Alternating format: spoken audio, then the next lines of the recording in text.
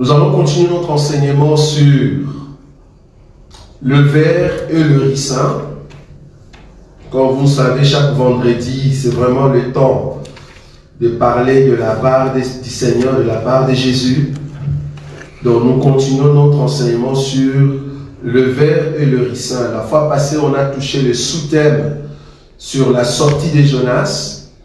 Nous avions montré que la sortie de Jonas n'est rien d'autre que la sortie de Jésus qui vient du Père, étant soleil de la justice, mais il vient du Père, il commence d'abord par Israël. Il commence par Israël, alors que l'appel, la voix, la parole a été annoncée pour que Jonas vienne plutôt à Ninive. Le salut devait arriver ou commencer par l'Église, mais comme Jésus est né, au fait, chez les Juifs, du coup, le salut vient des Juifs. C'est pour cela. Mais vous allez remarquer que, bien que le salut vient de là, mais ils ne l'ont pas reçu. Mais quand nous disons que le salut vient des Juifs, ceux qui ont reçu ce salut n'est rien d'autre que les disciples.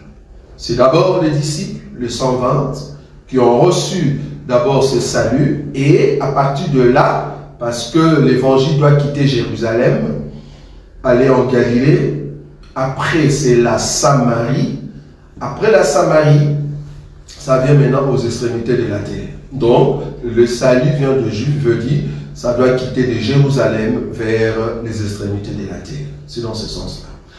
Donc, du coup, Jonas, pour, au fait, commencer sa marche, au lieu d'aller vers Ninive, il commence la marche dans un navire, dans un bateau, dans un navire. Maintenant, aujourd'hui, nous voulons voir, au fait, le navire vers Tarsis.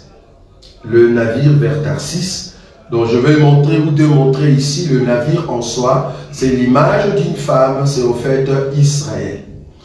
Mais il y a un élément qu'on n'avait pas mentionné le premier jour que nous avons commencé cet enseignement, mentionner au fait ce qu'on appelle les circonstances, le contexte de la prophétie de Jonas. Ça c'est très important parce que si on ne comprend pas les contextes dans lequel Jonas a commencé sa prophétie, nous n'allons pas comprendre non plus au fait d'où vient Jonas. Ça va? Parce que beaucoup pensent que Jonas, c'est seulement le livre de Jonas. Non. Jonas, c'est un prophète qui était d'abord, en tout cas dans les contextes, dans l'histoire, c'est d'abord un prophète juif qui vient des Hébreux parce qu'il a été envoyé pour parler à Israël. Mais étant prophète, bien que Israël n'a pas reçu cette grâce-là, bien qu'il y ait un rétablissement au temps de Jonas, parce que Jonas est venu donner une prophétie par rapport à Israël, et Dieu va l'utiliser aussi pour aller, au fait, annoncer la parole à Ninive. Mais Jonas, étant hébreu, il a refusé. Le refus, c'était quoi? D'abord d'aller dans un bateau, et nous allons voir dans le temps que le même prophète Jonas qui a fui dans le bateau, bien que Dieu l'a ramené en Ninive, il a prêché, mais dans l'idée, je vous prêche, mais je ne pense pas que vous allez vous repentir. Tu vois? C'est là-bas que nous allons toucher maintenant le ver et le ricin. Ça va? Donc aujourd'hui, nous allons d'abord voir les contextes du prophète Jonas. Donc c'est un homme de Dieu, au fait, qui avant d'aller à Ninive, a d'abord prophétisé sur Israël. Donc je prends une écriture. Je prends une écriture là où Jonas a prophétisé sur Israël. Je crois que je prends 2 Rois. 2 Rois, j'espère que c'est cette écriture. 2 Rois chapitre combien? 2 Rois chapitre 14. 2 Rois chapitre 14. 2 Rois chapitre 14. Frère Béni, tu peux commencer à partir du verset 23. Je lis au nom de Jésus-Christ. Amen. La 15e année d'Améthias, fils de Joas, roi de Juda, Jéroboam, fils de Joas, roi d'Israël, régna à Samarie. Il régna 41 ans.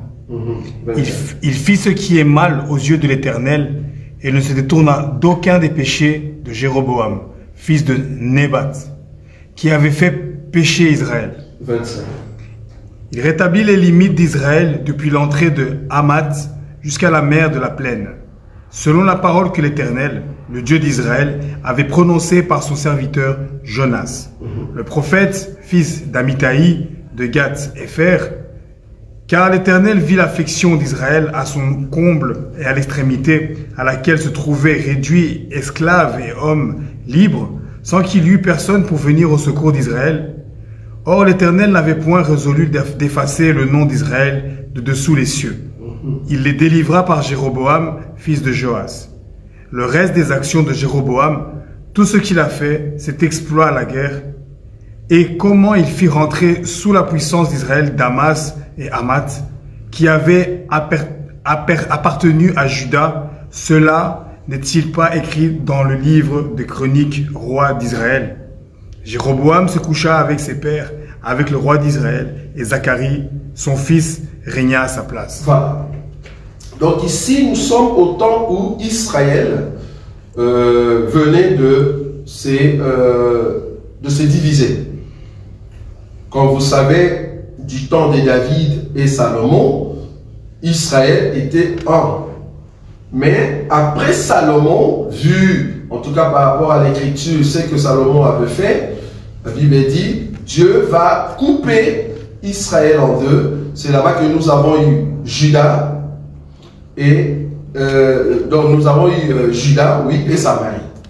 Donc Israël était coupé en deux. Une partie était, il y avait Juda ayant comme ville, je crois, Jérusalem, et nous avons Israël d'un côté ayant comme ville Samarie. Samarie, capitale, pardon, Samarie. Donc du coup, Jonas était un prophète du côté d'Israël, pas du côté de Juda. Ça va? Il était du côté d'Israël. Il est sorti du côté d'Israël au temps du roi Jéroboam. Pas le Jéroboam qui avait commencé, parce qu'il y a deux Jéroboam. Il y a un Jéroboam qui était le premier par qui Dieu, quand il a scindé Israël, Jéroboam est parti vers Israël et Roboam est parti du côté de Juda. Je ne parle pas de ce Jéroboam-là. Ce Jéroboam-là, lui, c'est le Jéroboam 1.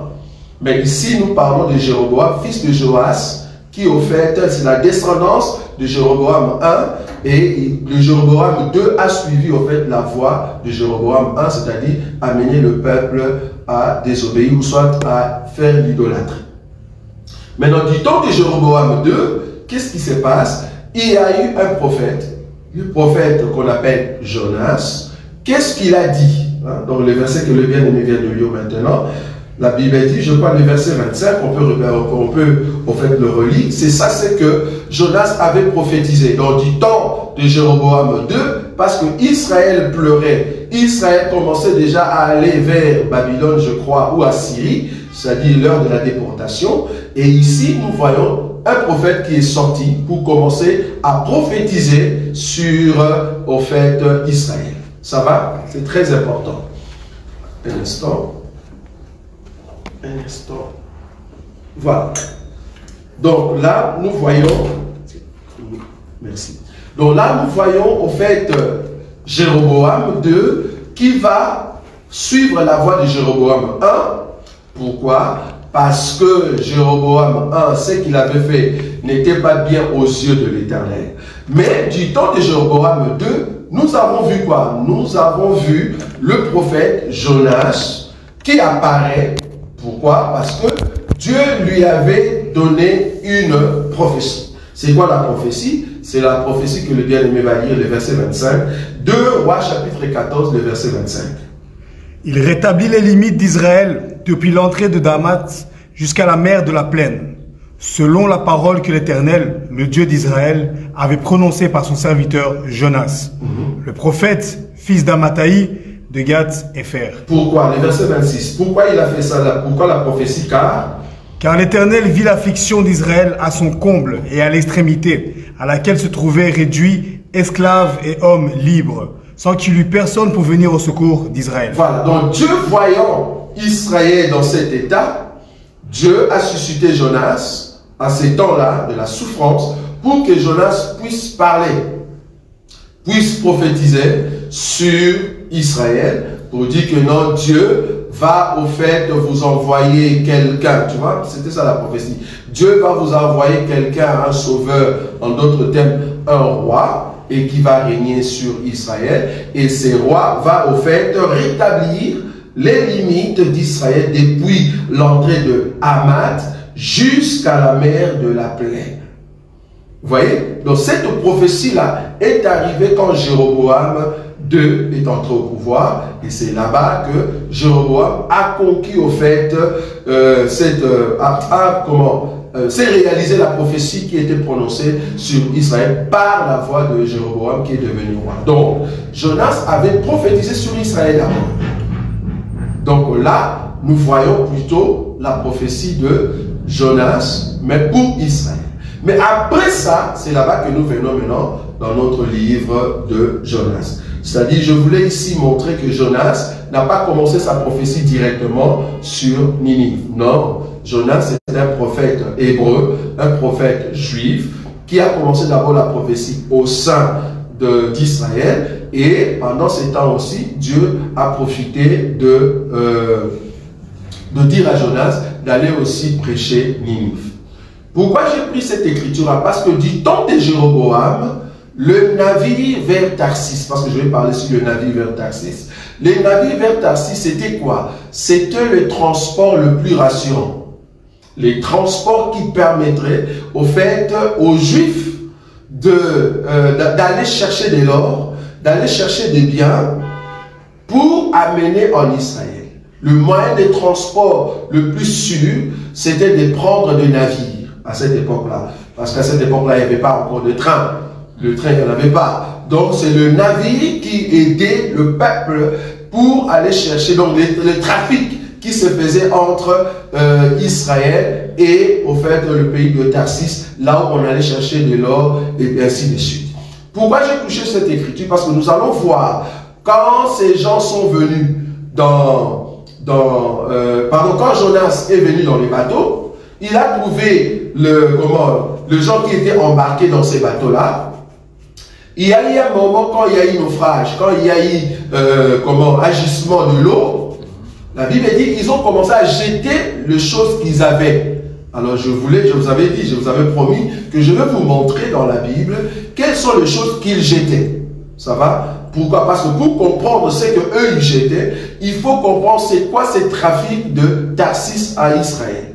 C'est quoi ces bateaux-là, c'est quoi ces navires? Pas dans la révélation, dans la lettre. Ça va? Je prends dans la lettre.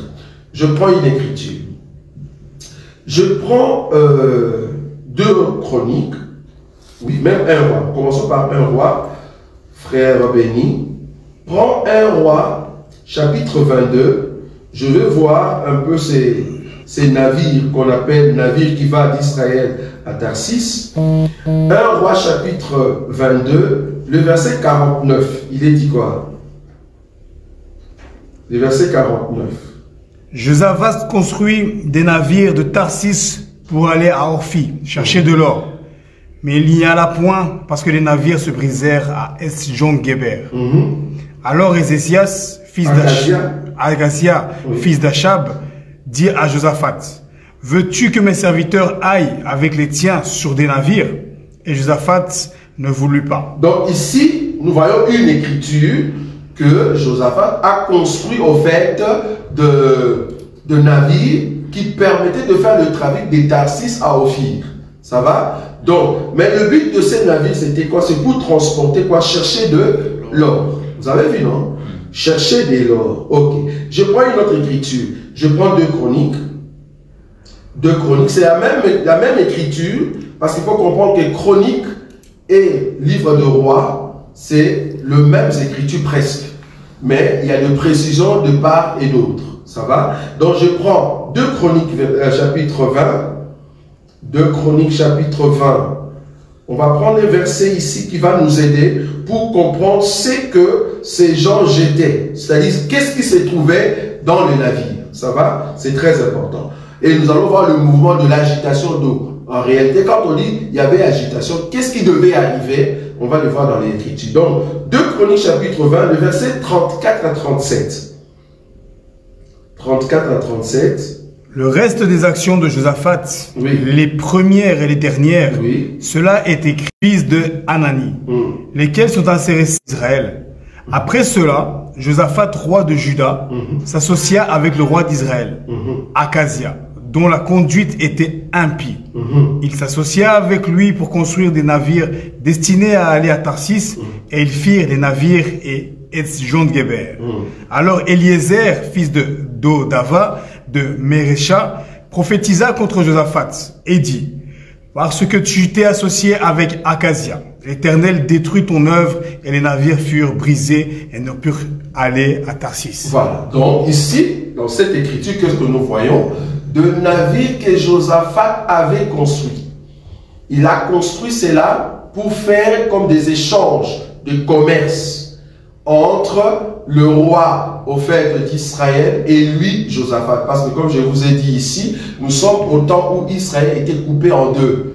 Nous sommes au temps de Juda et Israël. Josaphat était roi de Juda. Le fait que Josaphat a fait alliance avec Akazia, qui est le roi d'Israël, ils se sont dit, ah, quand même, on est sorti peut-être de même père, c'est-à-dire Abraham. Je veux faire un bateau qui permettrait les échanges, c'est-à-dire qu'ils vont commencer à quitter Tarsis pour venir vers Israël, là-bas, là où vous êtes. Parce que c'était coupé en deux, vous voyez. Donc du coup, ces bateaux faisaient au fait le trafic, mais ça transportait quoi? Ça transportait de l'or et d'autres choses. Maintenant, qu'est-ce que Dieu a fait? Il a donné la parole par le prophète Eliezer, ça va? Alors Eliezer, fils de Dodava, donc c'est lui le prophète, il a prophétisé contre Josaphat pour dire, toi Josaphat, au roi de Juda, parce que tu t'es allié avec Akazia, roi, Akazia c'est ça non? C'est oui, Akazia, roi d'Israël, alors Dieu va au fait de frapper. La frappe c'était quoi? Dieu a frappé les navires. Ça va? Vous voyez ça? Dieu a frappé le navire. Donc, le navire qui était un moyen de transport, Dieu les a frappés. Comment? Il y a eu au fait, le navire se sont immergés dans l'eau et se sont brisés. Ça va? Donc, quand nous voyons Jonas qui entre dans un bateau et que la colère de Dieu vient contre le navire, c'est l'identique. C'est que, au fait, Dieu avait fait aussi avec Josaphat. C'est-à-dire, Dieu a frappé le navire qui allait où? À Tarsis. Vous voyez ça? Nous allons prendre encore le livre de Jonas maintenant. On rentre là-bas. Le livre de Jonas. On prend le livre de Jonas. Tu peux maintenant commencer. Jonas chapitre 1er. Là où on a lu la fois passée, tu commences à descendre. La parole de l'Éternel fut adressée à Jonas, fils d'Amittai, en ces mots. Lève-toi, va à Ninive, la grande ville, et crie contre elle, car sa méchanceté est montée jusqu'à moi. Et Jonas se leva pour s'enfuir à Tarsis, loin de la face de l'Éternel. Il descendit à Jappo, et il trouva un navire qui allait à Tarsis. Il paya le prix du transport et s'embarqua pour aller avec les passagers à Tarsis, loin de la face de l'Éternel. Mais l'Éternel fit souffler sur la mer un vent impétueux. Il s'éleva sur la mer une grande tempête. Le navire menaçait de faire naufrage. Les mariniers eurent peur et ils implorèrent chacun leur Dieu. Et ils jetèrent dans la mer les objets qui étaient sur le navire. Vous avez compris ça? Donc maintenant vous comprenez maintenant les circonstances qu'il y avait donc, du temps de Jonas. Donc ici, Jonas va quitter quelque part pour aller où? À Tarsis. Or Tarsis, c'était du côté de Juda. Là où, comme on a dit dans d'autres écritures, là où se trouvait Josaphat. Du côté d'Akazia, c'est là-bas qu'il y avait en fait la Samarie. Or, Jonas, je vous ai dit ici, il était un prophète du côté d'Israël, qui avait comme capitale Samarie. Ça va? Donc Jonas venait du côté d'Israël, il voulait aller du côté de Juda. Parce que Israël était coupé en deux. Les deux, c'était chacun dans son coin. Maintenant, du temps de Josaphat, qu'est-ce qu'il a fait? Il a fait de sorte qu'on puisse entendre, tu vois, on puisse entendre. qu'il y ait des navires qui vont commencer à quitter chez nous ici à Juda vers vous là-bas à Samarie. Or, le navire en question quittait au fait Tarsis pour aller vers les pays ou les villes qui étaient à Samarie. Et Dieu voulait maintenant frapper Josaphat. Dieu a frappé Josaphat, comment? En détruisant le navire. Maintenant, Jonas, en son temps, parce que le temps de Jonas, ce n'est pas le temps de Josaphat. Non, le temps de Jonas, c'est le temps de Jéroboam II, je vous ai dit ici. Mais pendant ces temps-là, il y avait quand même aussi des navires qui faisaient le même, au fait, ce même trajet. Vous voyez ça? Ce même trajet, c'est-à-dire quitter du côté de Juda pour venir vers Samarie, quitter du côté de Samarie pour aller vers Juda. Mais ce qui nous importe ici, c'est le mouvement de Jonas qui quitte du côté de Samarie et qui veut au fait aller vers Ninive. Ninive, ce n'est même pas Juda. Ninive, c'est vraiment ceux qui sont dans le pays des nations. Ça va? Chez les païens. Maintenant, qu'est-ce que lui dit? Qu'est-ce que Jonas fait? Au lieu de quitter Samarie, au lieu de quitter là où il était pour venir à Ninive chez les nations, lui préfère aller vers Juda. C'est-à-dire fuir. Est-ce que vous voyez ça? Le fait que dans sa tête, il va vers Juda, parce que lui, on lui a dit, viens vers Ninive, vers les païens. Mais lui, il va vers Juda. Vous voyez ça? Tarsis. C'est-à-dire, les bateaux en soi, aller vers Tarsis, c'est là-bas que je vous ai dit, je vais expliquer les navires comme étant un peuple, c'est-à-dire Israël. C'est-à-dire une femme. Donc, le bateau en soi allait où? À Juda. Vous voyez ça? Donc, Jonas, qui est le type de notre Seigneur Jésus, qui quitte un endroit, il commence d'abord à aller chez le juif. Ça va? Juda, le juif. Ça, c'est un. Je vais encore prendre un autre élément. Très important, parce que j'explique ici le navire. Le sous-thème d'aujourd'hui, je vais expliquer le navire vers Tarsis. Ça va? Pour montrer que ces navires typifient au fait le peuple d'Israël, typifient au fait Juda, parce qu'il faut, à partir de là, à partir des Juifs, c'est là-bas que nous allons voir maintenant comment le Seigneur a été envoyé vers nous. Ça va? Voilà, donc je prends une écriture. Je suis dans le livre de Ésaïe. Ésaïe chapitre 60.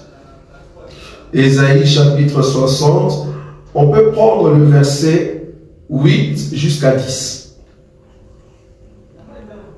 Ésaïe chapitre 60, le verset 8 à 10. 8. Qui sont ceux-là qui volent comme des nuées, comme des colombes vers leur colombier? Car les îles espèrent en moi. Les navires de Tarsis sont en tête pour ramener de loin tes enfants avec leur argent et leur or. À cause du nom de l'Éternel, ton Dieu, du Saint d'Israël qui te glorifie. Les fils de l'étranger rebâtiront tes murs et leurs rois seront tes serviteurs. Car je t'ai frappé par ma colère, mais dans ma miséricorde, j'ai pitié de toi. Dans l'Écriture 9 nous dit ceci, car les îles espèrent en moi et les navires des Tarsis. Vous voyez ça? Les navires des Tarsis sont en tête pour ramener de loin, comment? Tes enfants. Tes enfants. Est-ce que vous voyez ça? Donc, dans les navires, c'était au fait un peuple qui allait au fait vers Juda.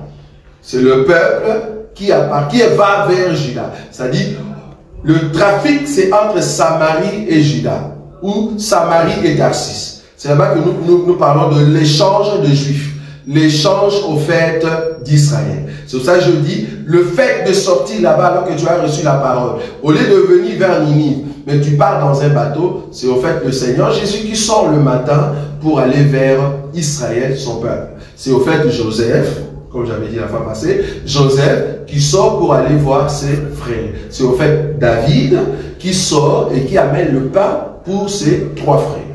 Je vous avais dit ça la fois passée. Ça va? Donc, le navire, au fait, c'est le peuple d'Israël. Le navire dans la Bible typifie quoi? Le navire dans la Bible typifie une femme. C'est-à-dire, ici, nous comprenons que Jonas étant l'homme, Jonas étant prophète, qui a la parole de Dieu, rempli de la parole de Dieu comme étant prophétie, il vient dans un navire, donc il vient chez un peuple, il vient chez une femme. Ça va? Si tu prends Proverbe par exemple, on va juste vérifier la porte là-bas. Donc, si on prend Proverbe chapitre 31, Proverbe chapitre 31, le verset 14, il est dit comment? C'est une écriture que vous connaissez. Proverbe, chapitre 31, tu prends le verset 14, je ne sais pas dans ta version, c'est quelle écriture? Qu'est-ce qu'il est dit là-bas?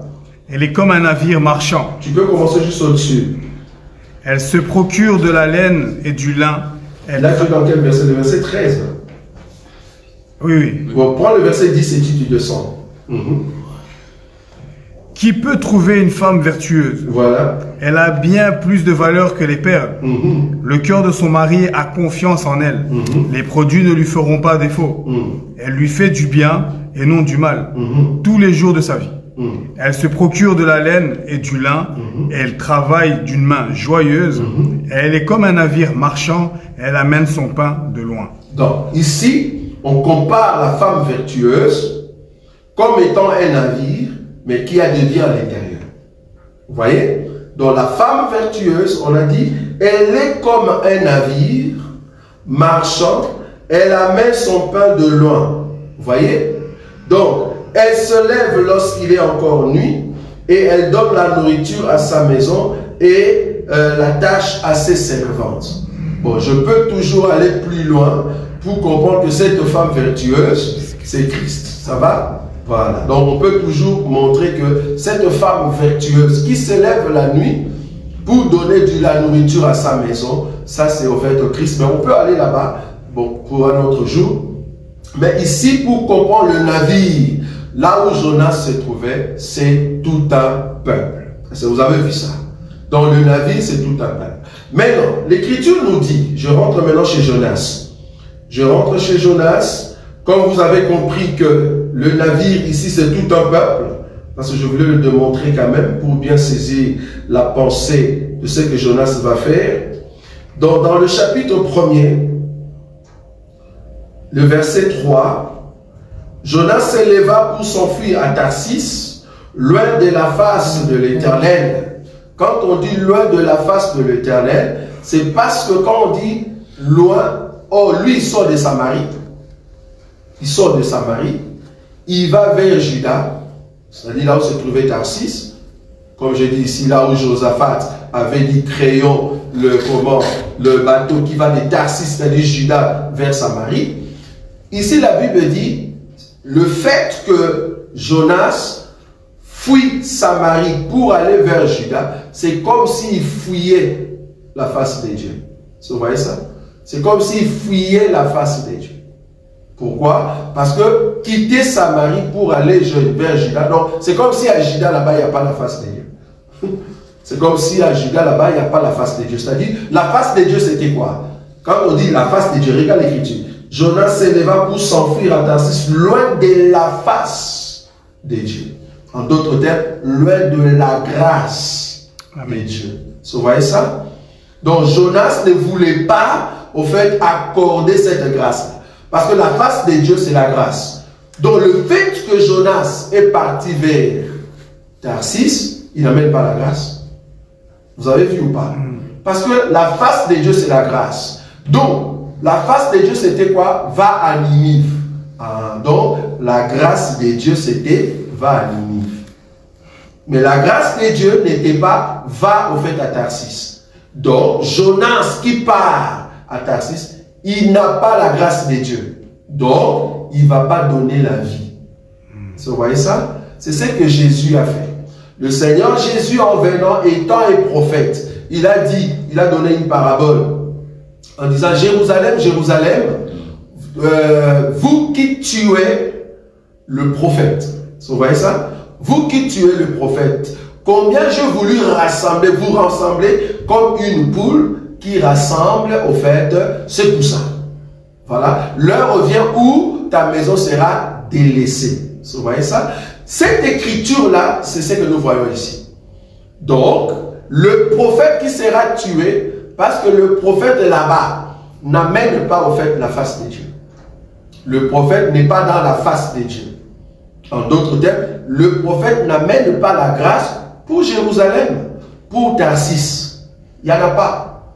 Donc, dans le bateau, il n'y a pas au fait de grâce. Ok? Voilà. Donc, on comprend que cette écriture 3 veut dire Jonas n'amène pas la grâce. Jonas n'amène pas un enseignement qui va aider les gens à trouver la grâce. Ou dans un bateau, le navire qui est une femme, qui est un peuple, quel peuple? Le peuple qui quitte Samarie pour aller vers Tarsis, le peuple juif. Ça va? Ça vous avez vu ou pas? Voilà, très bien. Donc on continue. Il descendit à Joppo et il trouva un navire qui allait à Tarsis. Il paya le prix du transport. Il s'embarqua pour aller avec le passager à Tarsis, loin de la face de l'Éternel. Il paya pour s'embarquer. J'ai expliqué ça la fois passée. Il a fait sortir son argent pour payer. C'est ça le Seigneur Jésus qui manifeste au fait la puissance. Comment? À partir de fils prodigue. Le fils prodigue, il a dépensé son argent. Or, le fait de dépenser son argent, c'est le Seigneur Jésus qui dépense l'onction. Vous voyez ça? C'est ça qu'on avait dit la fois passée. Donc, Jonas qui dépense son argent, ici, en donnant au fait les gens pour s'embarquer, c'est au fait Jésus qui vient en Israël, mais il opère le miracle, il nous montre sa puissance, combien il est riche, combien il peut s'embarquer. Vous voyez ça? Donc, il paye le prix. Vous voyez ça? Voilà. Donc, il paye le prix et puis il entre dans les transports, loin de la face de l'Éternel, en d'autres termes, sans la grâce de l'Éternel. Donc, il n'y avait pas la grâce de l'Éternel. Le verset 4. Mais l'Éternel fit souffler sur la mer un vent impétueux, et il s'éleva sur la mer une grande tempête. Le navire menaçait de faire naufrage. Ici, vous comprenez déjà que la mer, comme nous l'expliquons, la mer qui était agitée pour venir frapper le navire, c'est au fait le peuple, les nations qui se sont levés par les billets d'une personne qui doit frapper le navire. À cette époque-là, du temps de Jésus, c'était qui? Le Romain. Ça va? La mer qui se lève, qui se soulève, c'est le peuple qui se soulève et qui vient frapper le navire. C'est au fait le peuple qui est destiné du temps de Jésus. Par rapport à Jonas, c'est juste la mer. Mais par rapport à Jésus, c'était au fait les nations, le peuple qui était dirigé à cette époque-là par le Romain. Et ce sont eux qui sont venus maintenant frapper le navire. En d'autres termes, c'était le Romain qui dirigeait au fait Israël. Vous voyez ça? Très bien. C'était le Romain qui dirigeait Israël. Et puis le navire menaçait à faire naufrage, c'est-à-dire c'était le temps où Israël, donc vouloir ou pas, même après ça, vouloir ou pas, en tout cas il y a eu déclin d'Israël. Ça va? Ça on le sait. Le verset 5. Le marinier eurent peur, ils imploraient chacun leur Dieu et ils jetèrent dans la mer les objets qui étaient sur le navire afin de le rendre plus léger. En d'autres termes, comme vous le savez, dans le navire, je vous ai dit ici, il y avait de biens. Vous voyez? Il y avait de biens. Et ces biens, il y avait de l'or. Il y avait d'autres biens qui étaient dans les navires. Et ces biens, ça ne pouvait plus rester dans les navires parce que c'était lourd. Il commençait à le jeter. C'était de bien, mais il commençait à le jeter. En d'autres termes, cherchons qui peut nous rendre légers. Parce que le monde nous menace, la mer nous menace. Il faut prendre quelque chose qu'on va jeter pour que nous ne puissions pas mourir. Cette écriture-là, je vais prendre une écriture pour comprendre cela. Je rentre là-bas. Je prends une écriture. Cette pensée, frère béni,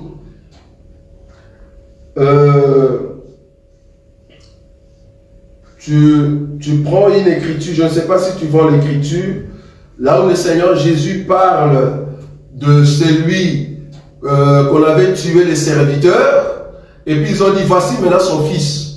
Vous voyez? Donc il y avait un vigneron, un maître d'un champ, et le maître des champs a placé des serviteurs, et à un moment, qu'est-ce qui s'est passé? Au fait, ce maître a envoyé des serviteurs dans les champs. Les gens qui étaient là, ils ont commencé à tuer les serviteurs. Alors le maître a dit, bon ok, je vais maintenant envoyer mon fils Peut-être quand ils vont voir mon fils, ils vont quand même avoir peine. Tu vois? Et quand le fils est venu, ils ont dit, ah, voilà, c'est son fils, c'est lui qui va rester avec l'héritage. Tuons-le, tu vois? Et c'est comme ça qu'ils ont tué le fils. Et puis, la question là-bas, on pose la question pour dire, maintenant, qu'est-ce que le maître de ce champ ou de la vigne fera quand il va venir? Je ne sais pas si vous voyez cette écriture. Ça va? Vous avez trouvé? Jean 17, non? C'est comment? Jean combien? Jean 17. Il est dit quoi? Verset 1er. Après avoir ainsi parlé, Jésus leva les yeux au ciel et dit, Père, non, c'est pas ça. Non, c'est pas ça. C'est pas ça, pardon. Matthieu chapitre 21.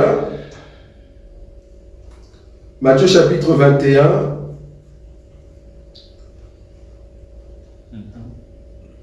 Le verset 33, tu peux descendre, oui.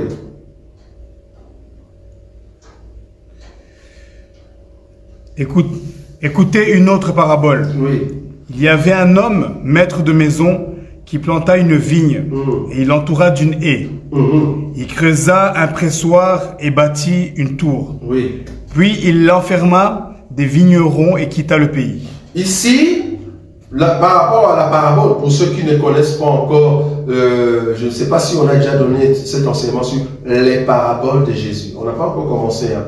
Donc on aura le temps d'entamer là-bas. Parce que les paraboles de Jésus, Jésus expliquait des choses à l'intérieur de ces paraboles. Donc dès que tu comprends déjà les paraboles de Jésus, tu comprends l'enseignement de Jésus. Parce que le parabole, c'est l'ombre. Vous voyez ça? C'est l'ombre. C'est au fait les ténèbres. Maintenant, si tu comprends les paraboles de Jésus, c'est comme si tu as découvert la lumière à l'intérieur. Donc les paraboles de Jésus, c'était un langage codé. Si tu décodes son langage, tu comprends en fait l'enseignement de Jésus. Il dit ici, écoutez une parabole. Il y avait un homme, maître de la maison, qui planta une vigne.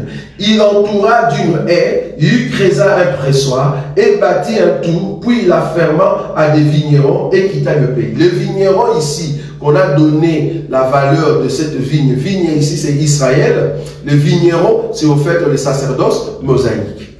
Vous voyez ça? C'est le sacerdoce mosaïque.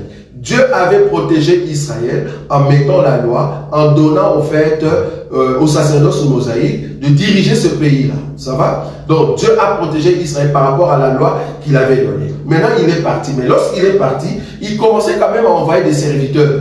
C'est ça le verset 34. Lorsque le temps de la récolte fut arrivé, il envoya ses serviteurs. Donc à part les vignerons, il y avait aussi des serviteurs. Les serviteurs, c'est qui? Ce sont des prophètes. À part le sacerdoce mosaïque, il y a aussi des prophètes qui commençaient à venir en Israël.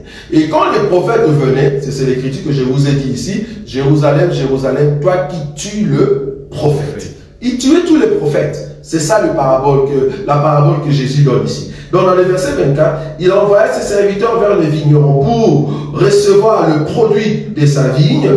Les vignerons s'étant saisis de ses serviteurs, écoutez bien, bâtirent l'un, tuèrent l'autre et lapidèrent le troisième. Ah, on comprend que c'est les temps de la loi, les prophètes et le psaume.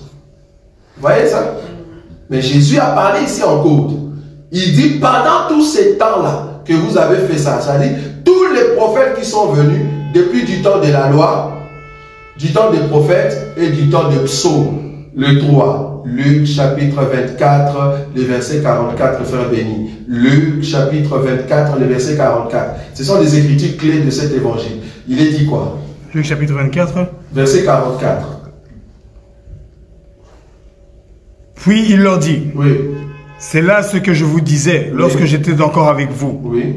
Qu'il fallait que s'accomplisse tout ce qui est écrit de moi dans la loi de Moïse, dans les prophètes et dans les psaumes. Tu vois? Donc là, il faut rechercher Jésus dans la loi de Moïse, le prophète et les psaumes. Les trois. Les trois, c'est ce que Jésus dit ici. Il dit les serviteurs qui sont venus dans la loi de Moïse, dans les prophètes et dans les psaumes. Mais pour expliquer cela, qu'est-ce qu'il dit? Il dit, ils bâtirent l'un, ils tuèrent l'autre et ils lapidèrent les troisième. Donc il y a 1, 2, 3. Ça va? La loi, le prophète et les psaumes. Dans ces trois-là, il y avait tous les prophètes qui étaient venus, mais Israël a tué ses prophètes. Maintenant, tous les trois temps est passé. Maintenant, le maître de la maison, qu'est-ce qu'il a dit? Il a dit, bon, comme les 3 temps est passé, je vais maintenant envoyer qui? Mon fils. Vous voyez? C'est ce que l'Écriture dit. Maintenant, l'Écriture, par exemple, quand les 36, il envoya encore d'autres serviteurs en plus grand nombre que le premier, et les vignerons les traitèrent de la même manière, c'est-à-dire bâtir l'un, tuèrent l'autre et les troisièmes. Donc, c'est-à-dire, tous les prophètes, tous les serviteurs qu'il a envoyés, on l'a traité par 3 manières. Les 3 manières, c'est au fait les 3 temps qu'Israël a tué ses prophètes. Maintenant, le maître de la maison décide. Enfin, il a envoyé vers eux son fils, en disant, ils auront du respect pour mon fils. Vous voyez? C'est-à-dire, quand les 3 temps passent, il envoie maintenant le fils. Donc, Jésus est venu après la loi, le prophète et les psaumes. Il est venu maintenant avec la grâce. C'est lui la 4e position. La 4e position, c'est le fils qui vient maintenant. Ça va? C'est le fils qui vient. 38. Mais quand les vignerons virent le fils, ils dirent entre eux, voici l'héritier, venez, tuons-le et emparons-nous de son héritage. Ça va? Emparons-nous de son héritage. Pourquoi j'ai pris cette écriture? Cette écriture veut montrer, au fait, c'est que le marinier ont fait. Le marinier, c'est le sacerdoce mosaïque dans les bateaux. Quand on dit marinier, ça dit ceux qui travaillent pour les bateaux. Vous voyez ça? Ce sont des mariniers. Et les pilotes, ce sont des sacrificateurs. Parce que nous allons voir aussi les pilotes. Donc nous avons des mariniers et le pilote. Les pilotes, c'est lui qui guide vraiment les navires. Ça, ce sont des sacrificateurs. Le marinier, c'est lévite, donc les lévites, ceux qui travaillent avec des sacrificateurs. Et les mariniers et les pilotes travaillent ensemble. Donc ce sont le pharisien et le scribe, les principaux sacrificateurs. Ça va? Ils travaillaient ensemble, complotant contre les seigneurs. Mais ce sont eux, par la loi, qui jetaient des biens. Vous voyez ça? Ils jetaient des biens. En d'autres termes, ils tuaient le prophète. Amen. Est-ce que vous voyez ça? Pourquoi ils tuaient le prophète? C'est parce qu'ils ne voulaient pas que le prophète soit une charge pour eux. Donc, pour diminuer la charge dans le bateau, ils jetaient des biens. Est-ce que vous voyez ça? Amen. Je ne sais pas si vous comprenez l'écriture. Ils jetaient des biens dans l'eau. Cela veut dire ils tuaient des biens. Ils tuaient. Qu'est-ce qui était bien? C'était au fait le prophète. Je vous ai montré le bien en question. Il y avait quoi? L'or, la divinité ou la parole. Ça va? Ok. Donc on rentre là-bas chez Jonas. On rentre chez Jonas. Nous allons terminer dans 6 minutes. Et comme ça, vous aurez le temps de poser des questions par rapport à ce que nous avons vu ici. Je rentre chez Jonas. C'est quelle écriture là où nous étions, frère Béni? Verset 5. Le verset 5. Les mariniers eurent peur et ils implorèrent chacun leur Dieu. Et ils jetèrent dans la mer les objets qui étaient sur le navire, afin de se le rendre plus léger. Jonas descendit au fond du navire, se coucha et s'endormit profondément. Donc ici, eux, ils ont jeté, regardez bien l'écriture, le verset 5. Le verset 5, deuxième partie. Non, première partie. Le marinier eurent peur, ils implorèrent chacun leur Dieu, et ils jetèrent dans la mer les objets qui étaient sur le navire, afin de les rendre plus légers. Quand ils jetèrent leurs objets, on commence d'abord par jeter, alors que la mer menace. On n'a pas vu Jonas venir jeter avec eux. Non. Eux, ils ont d'abord commencé à jeter pour rendre léger. Et la Bible dit, Jonas, lui, pendant ce temps-là, qu'est-ce qu'il fait? Il descend. Descendre ici, là où il est parti dormir, en d'autres termes, là où il est parti se reposer. Le dormir de Jonas ici, je ne prends pas encore la mort. Non. Je le prends, en fait, une écriture, là où Jésus dormait dans la barque. Ah oui. Ok, allez, on va prendre ça. Vous voyez l'écriture commentaire sur ça? Jonas qui dort dans la barque, c'est Jésus aussi qui dort aussi dans la barque. Nous allons prendre une écriture. Je suis dans quelle écriture? Vous allez voir que c'est vraiment la même chose. Dans la barque, voilà. qu'est-ce que je peux prendre là-bas pour trouver cette écriture? Voilà.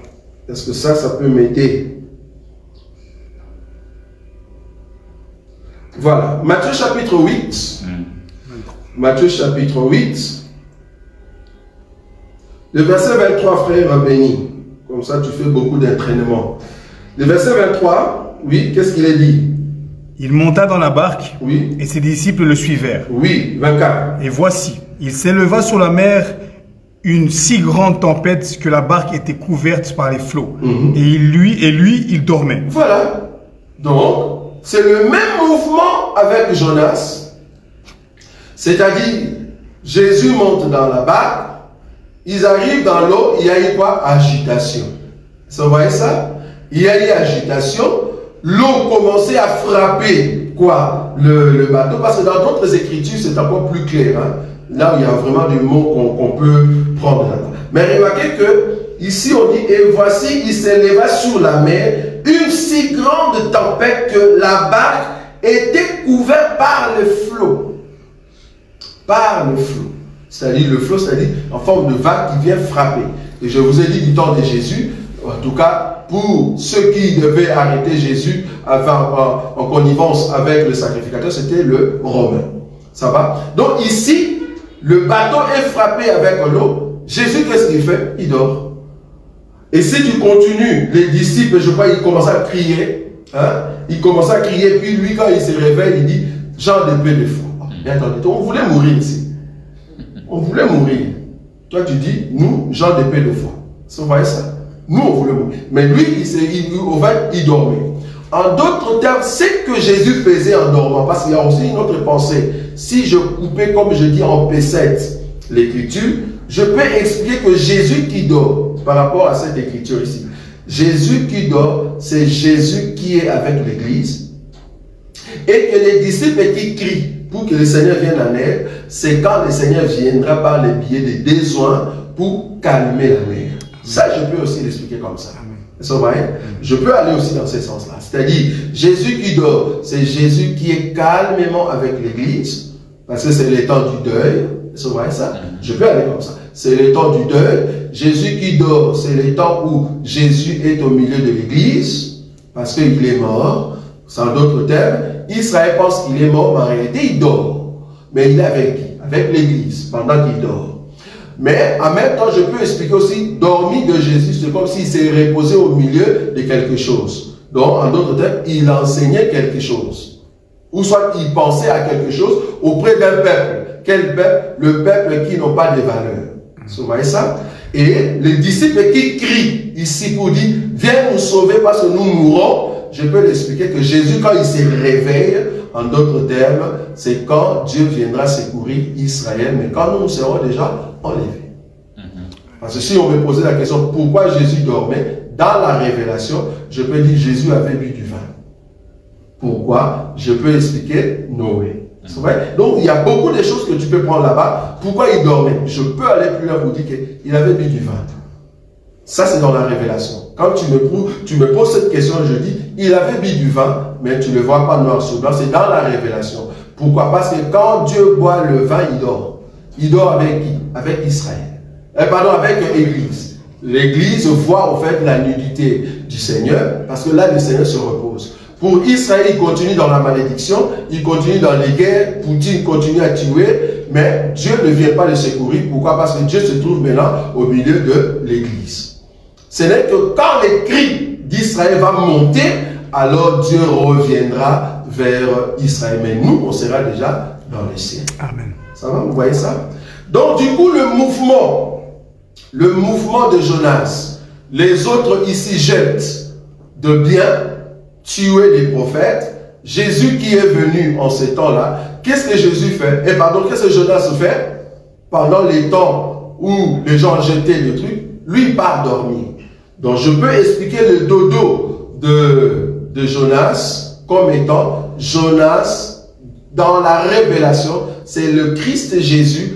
Quand Israël est sous le contrôle des Romains, Jésus n'était pas encore auprès de tout le peuple, mais il était caché au milieu des disciples. C'est-à-dire l'enseignement vrai était au milieu des disciples. Il fallait attendre 3 ans. C'est-à-dire le coucher de Jonas explique Jésus-Christ qui enseigne les disciples. Vous voyez ça? C'est Jésus qui est caché, qui se repose dans l'enseignement, mais au milieu des disciples, pas pour Israël. Si vous avez vu ça. Je dis, je peux le prendre au-delà si je coupais par pincette, prendre les dodos de Jésus comme étant les temps où le Seigneur règne au milieu de l'Église, et que quand il va se réveiller, c'est le retour des besoins qui vient sauver Israël. Mais je ne le prends pas comme ça.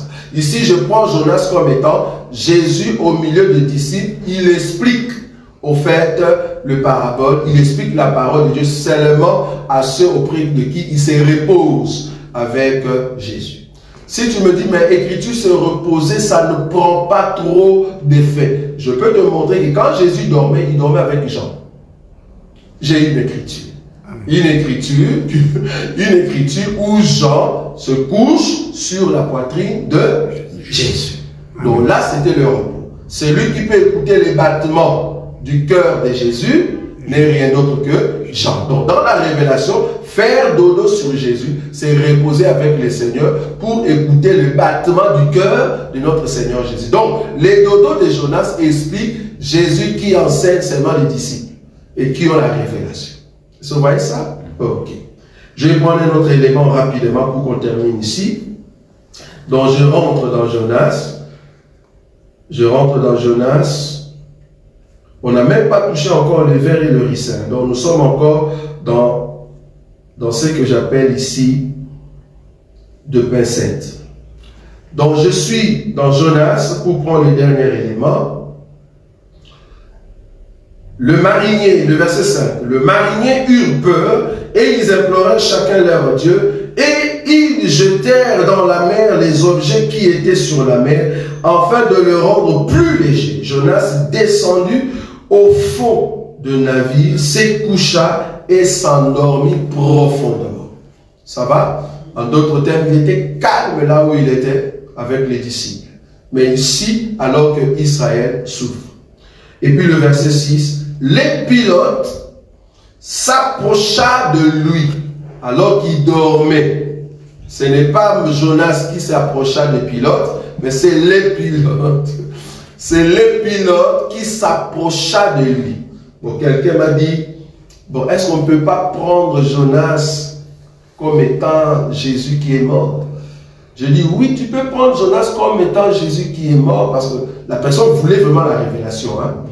Je dis, tu peux prendre Jonas comme étant Jésus qui est mort, mais pas mort à la croix. Tu peux le prendre, parce que là, c'est là-bas que nous disons, nous avons la grâce de la révélation. Tu peux prendre Jésus non pas comme à la croix, mais prends Jésus comme étant mort à Gethsémani. À Gethsémani, quand il a dit, Père, est-ce qu'il n'y a pas possible que tu enlèves cette coupe? Parce que la Bible dit, après cela, sa sueur est devenue comment? Comme de grimons de sang. Vous voyez ça? Et même quand on lui posait des questions, on lui a dit, la façon que tu parles, c'est comme si tu es déjà mort. La façon qu'il parlait, c'est comme si tu es déjà mort. Parce qu'en réalité, dans la révélation, sur en Gethsémani, le Seigneur voyait déjà la mort. C'était déjà la mort. Parce que la Pâque, comme vous le savez, la Pâque en Israël se prépare le jeudi. C'est ça? Le jeudi ou le vendredi? Le vendredi. Parce que c'était le vendredi. Le Shabbat, c'est quel jour? Shabbat, c'est samedi. C'est le vendredi. C'est le vendredi. Le vendredi. Donc, la Pâque se prépare le vendredi. C'est-à-dire pendant la journée, on tue l'animal. Vous voyez ça? Donc Jésus déjà, quand il a dit aux disciples, allez, trouvez-nous une place, là où nous allons manger la Pâque en question, c'était au fait la personne de notre Seigneur Jésus qu'on commence déjà à préparer. Vous voyez ça? Donc quand on mangeait la Pâque, c'est comme si le Seigneur était déjà mort. Lui étant l'agneau pascal, il était déjà mort. Donc quand il voit des grimauds de sang, ça c'est une personne qui est morte déjà. Vous voyez ça? Maintenant, étant Jonas couché, je peux prendre aussi comme Seigneur Jésus qui est mort, mais mort, non pas encore physiquement, parce qu'il va se réveiller. Jonas va se réveiller. Non pas comme étant mort à la croix, mais mort à Gethsémani. Quelqu'un qui est déjà mort. Remarquez pourquoi je dis à Gethsémani, ici, la Bible dit, le pilote. Le Pilote s'approcha de lui et lui dit, pourquoi dors-tu? Ici, le Pilote qui s'approche de Jésus, c'est en fait comment on dit, le principal sacrificateur. Ils ont envoyé une cohorte pour venir chercher Jésus à Gethsemane. Est-ce que vous voyez ça? Là où Jésus était à Gethsemane avec ses disciples, c'est là-bas qu'on est venu le chercher. Là où il s'est reposé, là où il faisait réunion, où il parlait à ses disciples. C'est là-bas que le Pilote est venu. Est-ce que vous voyez ça? Le Pilote est venu chercher Jésus là-bas, là où Jésus était avec ses disciples. Ben, c'était pour le prendre, pour comprendre qu'est-ce qui se passe. Donc, tout ce qu'on va dire à Jonas ici, c'est au fait Jésus qui passe devant les Sanhédrins. Oui. Est-ce que vous voyez ça ou pas? Amen. C'est-à-dire, tout ce qu'on va commencer à dire maintenant, que le Pilote va commencer à dire à Jonas, ça, c'est au fait Jésus, quand on l'a arrêté, tout ce qu'on lui posait comme des questions chez Pilate, chez l'école Sanhédrin, chez Hérode. Ça va? Vous allez voir que les choses qu'il dit là-bas, c'est la même chose. Et même quand on dit, par exemple, le verset 6, le Pilote s'approcha de lui et lui dit, pourquoi dors-tu? Lève-toi, invoque ton Dieu. Peut-être voudra-t-il penser à nous et nous ne périrons pas. 7. Et ils se rendirent l'un à l'autre. Venez et tirons au sort. Par exemple, le verset 7 ici. Venez et tirons au sort pour savoir qui nous attire ces malheurs. Ils tirèrent au sort et le sort tomba sur Jonas.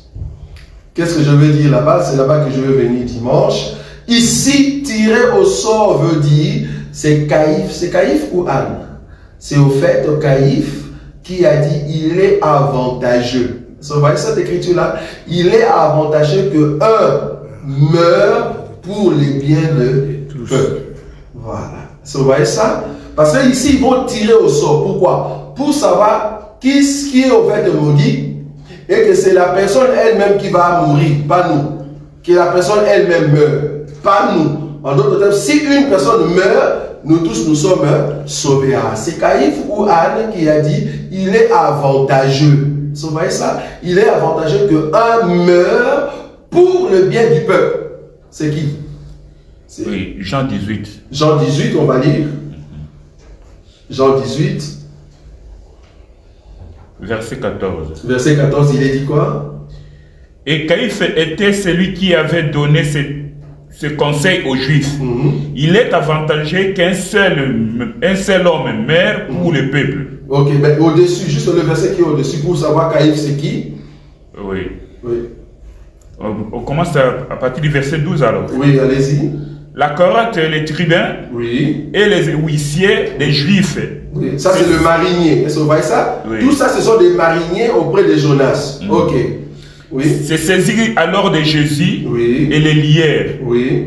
Ils l'emmenèrent d'abord chez Anne, oui, car il était le beau-père de Caïphe qui était souverain sacrificateur cette année-là. Donc, Caïphe, c'est lui le souverain sacrificateur ce jour-là, ou pendant cette période-là. En d'autres termes, c'est lui le pilote.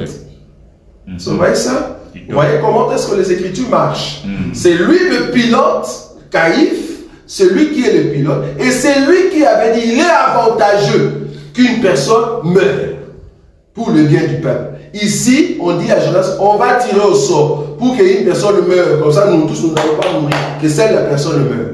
Vous voyez ça? C'est ça, en fait, Caïphe qui tire au sort pour que Jésus meure à la place du peuple. Est-ce que vous avez compris ça? Oui. Parce que je vous amène petit à petit jusque vers le ver et le ricin. C'est là-bas que vous allez comprendre le pouvoir que vous avez en Christ Jésus. Amen. Amen. Voilà. Tendre Père, nous te disons un grand merci. Un grand merci, c'est lui qui amène nos yeux à comprendre la profondeur de ta parole et à changer notre façon de voir les choses.